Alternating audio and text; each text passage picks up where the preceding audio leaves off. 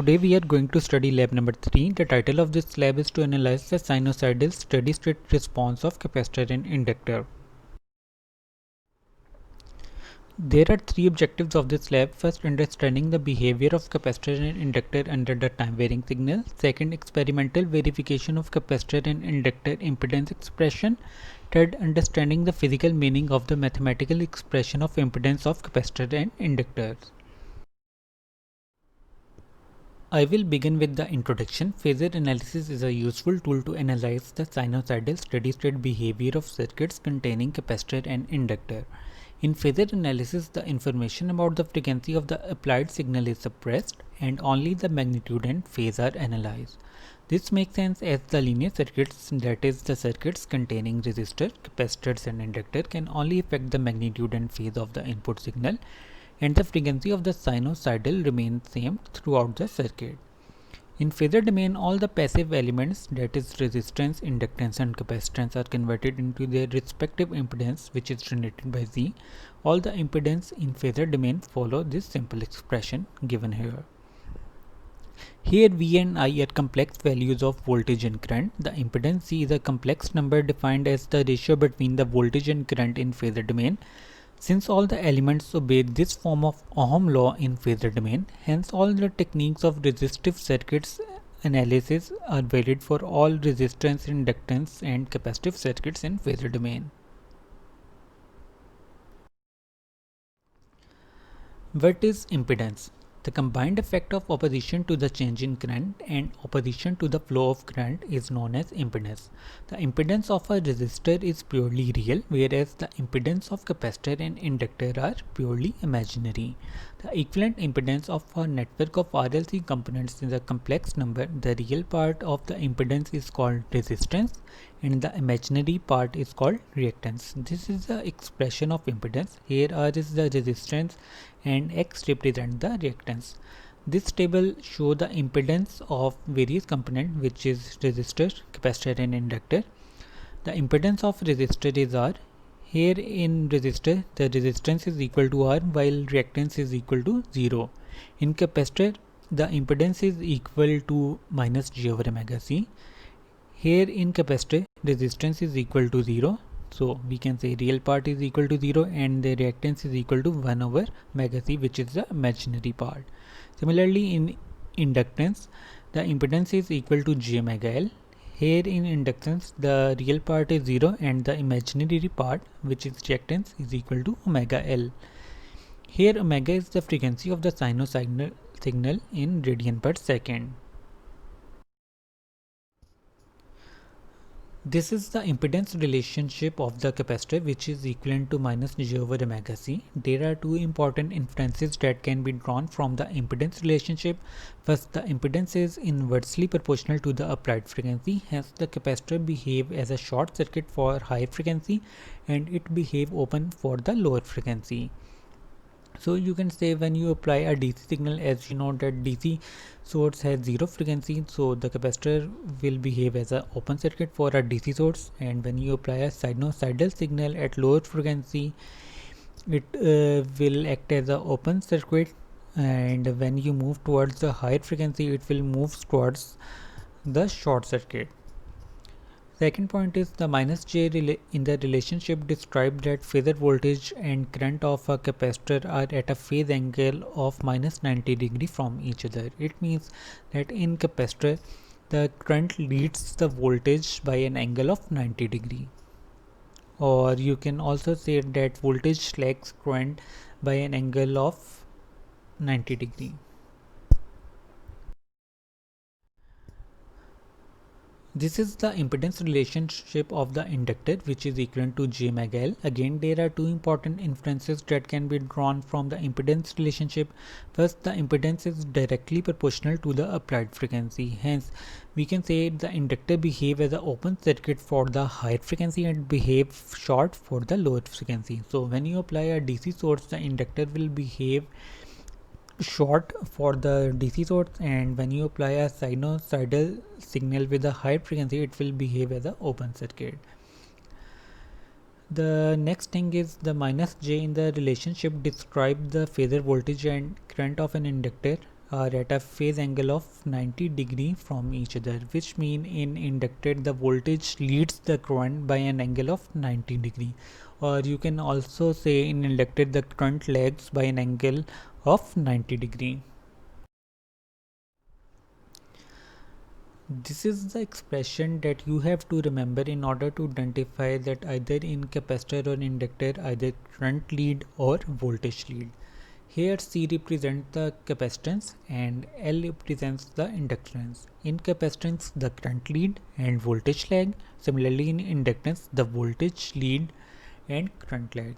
Hence you can say in capacitor the current leads voltage by an angle of 90 degree. Similarly in inductor the voltage leads current by an angle of 90 degree. Now you are going to learn how to measure the phase for the current and voltage. Let me give you a small example by this figure. Here you can see the two sinusoidal waveform represented by the green and blue color. The green waveform is of the input signal, or you can also call it as the reference signal, while the blue waveform is of the output signal. In order to measure the phase, you have to take the time difference of the two consecutive peaks. For example, if I take the third peak, this is at the time 2.25 millisecond, while for the output waveform the third peak is at 2.5 millisecond. So the formula for the phase measurement will be equal to theta 2 minus theta 1, which is equivalent to omega t1 minus t2, which is equivalent to omega del of t. A few things that you have to take into consideration: for the phase measurement pi will be equal to 180 degree, and if you are measuring the frequency the pi will be equal to 3.14. Here omega is equivalent to 2 pi f. As you are measuring the phase, so the pi will be equal to 180, so the formula will be equal to this, as omega equal to 2 pi f, 2 into 180 into f. So this will be 360 f t1 minus t2. Here t1 is the time of the input signal and t2 is the time of the output signal. So by using this formula you can find the phase. And other important thing that you have to take into consideration, that for the phase measurement ignore the first two peaks, start from the third peak or from the fourth peak. So here you can see I have ignored the first two peak and I have taken the third peak. This is because the capacitor is not fully charged in the first 2 or 3 cycle, so that's why I recommend start from third or fourth peak, and using this formula you can measure the phase of the current or voltage.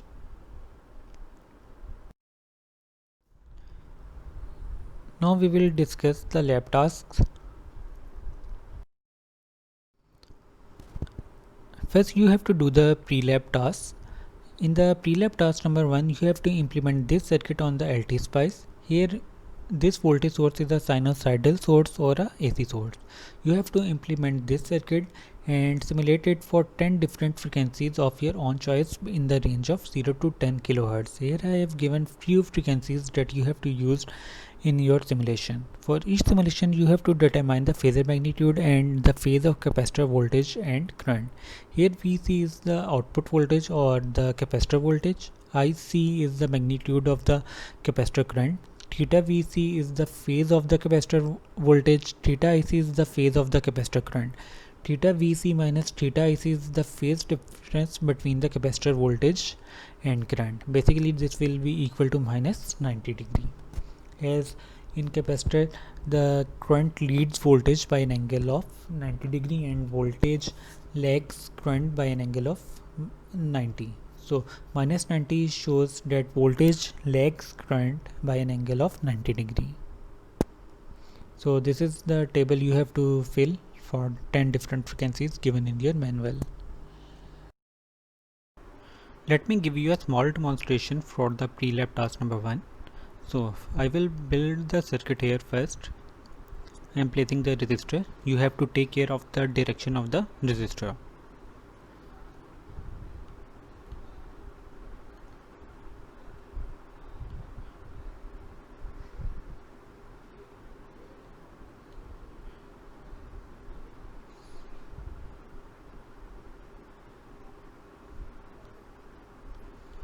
Next I will place the voltage source here.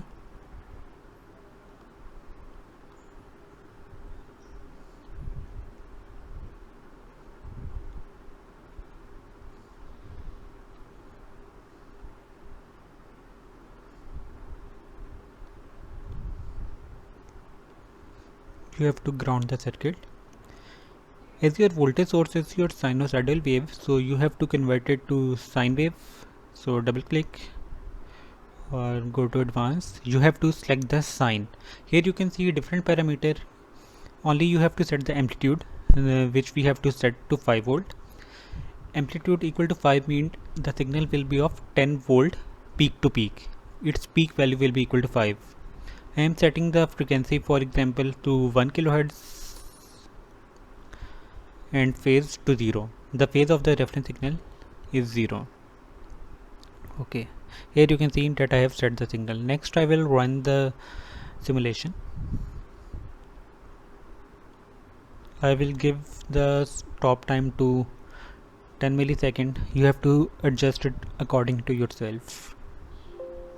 Okay, I have to adjust the values for the resistance and capacitance. I am setting R200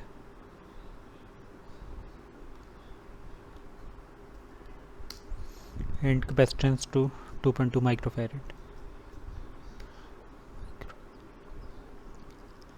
Now I will run the simulation,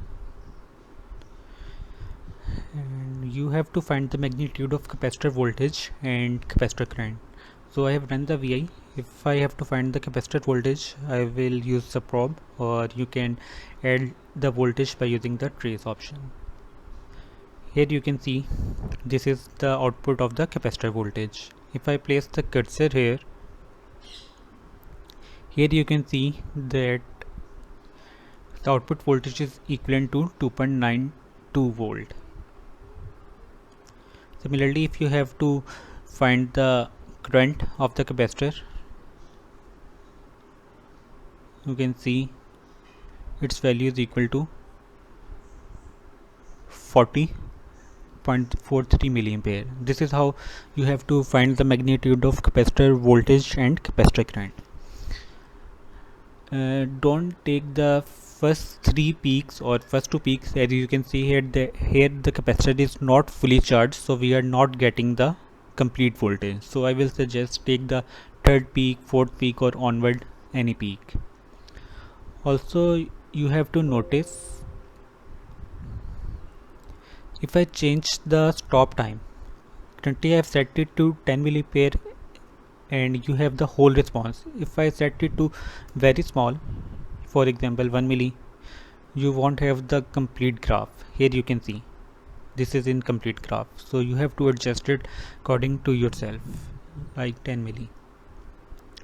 Also, if I change the frequency to a higher value, let's say I've set it to 10 kilohertz, observe the behavior of the graph. Here you can see you have lot of peaks, so you have to again adjust the time so you can have better visualization. I will set it to 1 milli. This is how you can adjust the stop time. Now I will tell you how to measure the phase of the graph.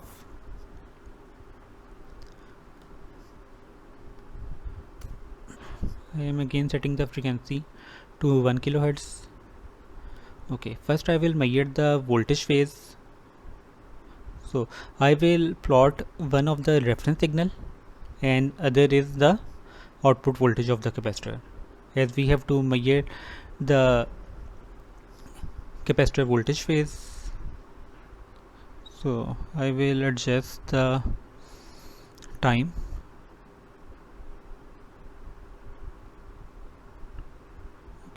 Run the VI.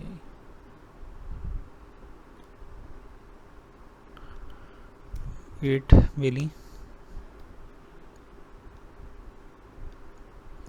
Okay, in order to measure the phase, basically you have to take the time difference of the two consecutive peak. First I will take the output voltage and I will attach the cursor one here to this peak, Here you can see the time, and I will attach the cursor 2 with the reference signal. You always have to attach the cursor 2 with the reference signal. So here I have set the cursor to this reference signal peak, and you can see here that the time difference is equivalent to minus 148.14 microsecond. Note this time difference, and you have to put it into the formula, which is equal to 2 pi f del of t. Del t is equal to 148.14 microsecond, and you have to use the pi equivalent to 180 degree, and you will have the resultant phase of the capacitor voltage with respect to the reference input. Similarly, if you have to find the current phase, I am deleting the voltage and I will plot the current. Here you can see that blue line is the current signal. Again, I will attach cursor 1 with the current wave and cursor 2 with the reference. If I attach the cursor 1 here,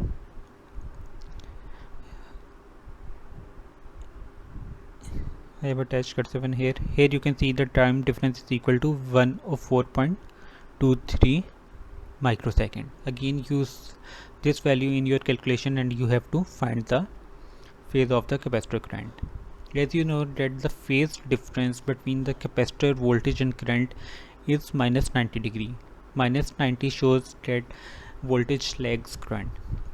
So in order to find the total phase, you have to subtract the voltage phase minus current phase. So you will have the phase difference between the capacitor voltage or capacitor current.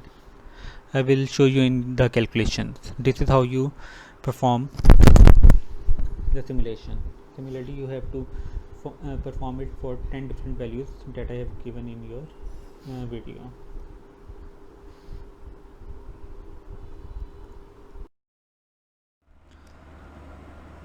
These are the readings that I have obtained from the pre-lab task number 1 simulation at a 1 kHz frequency. The capacitor voltage is equivalent to 2.92, capacitor current 40.4 mA. The capacitor voltage phase is equivalent to minus 53.33 degree. I have used the formula 2 pi f del of t. I have used the value of pi equivalent to 180 as I am doing the phase calculation. Similarly, the capacitor current phase is equivalent to 37.5 degree. When I want to find the phase difference between the capacitor voltage and current, here I have used the formula theta Vc minus theta Ic, and the result is minus 90.8 degree. Here you can see 0.8 degree error. This is a human error because when we are taking the time difference, we don't take the exact peak, so the error occur in taking the time difference. So due to the minor time difference, the angle changes, and this 0.8 is due to that human error in taking the measurement. So you have to be careful in taking the exact peak time, otherwise you will face this type of human error. Here the minus sign shows that voltage is lagging the current by an angle of 90 degree. As you know that in capacitor, that current leads the voltage by angle of 90 degree. In the pre-lab task number 2, you have to implement this RL circuit. Again, you have to find the inductor voltage and inductor current along with the inductor voltage phase and current phase. So you have to use the same frequencies that I gave in the pre-lab task number 1. Next, you have to perform the in-lab task number 1, and you have to find the response of capacitor and inductor for a DC source and a sinusoidal high frequency source. You have to implement both these circuits. So initially you will apply a DC source here, as you know that the DC voltage has a zero frequency, and you have to find the capacitor voltage and current, similarly inductor voltage and current. Next you will apply a high frequency, which is a sinusoidal source having a frequency of 10 kHz here, and again you have to find the capacitor voltage and current magnitude, and similarly inductor voltage and current magnitude.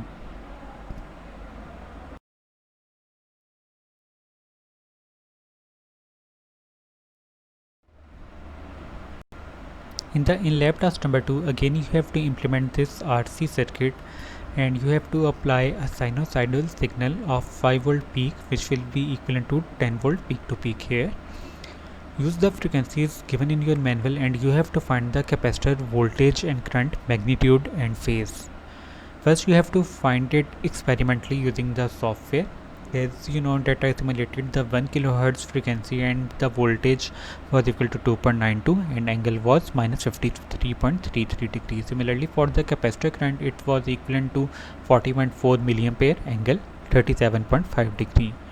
So first you will experimentally perform it, then you have to theoretically do the calculation using these formulas given in your manual as well, and you have to compare both these values. They will be approximately same. The minor difference is due to human error in taking the measurements.